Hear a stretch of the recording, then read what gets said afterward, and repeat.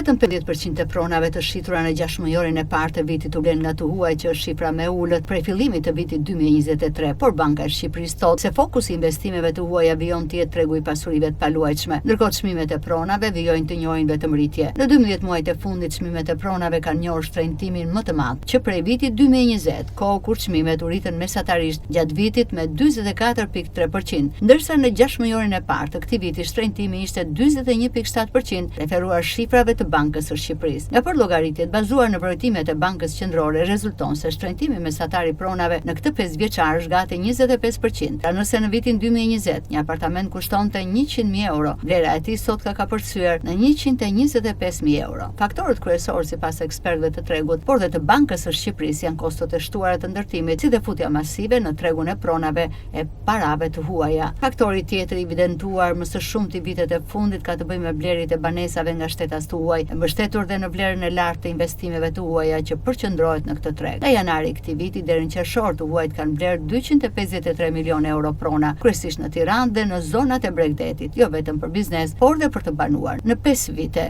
vlera e investimeve të huaja në prona arrin në 1.5 miliard euro.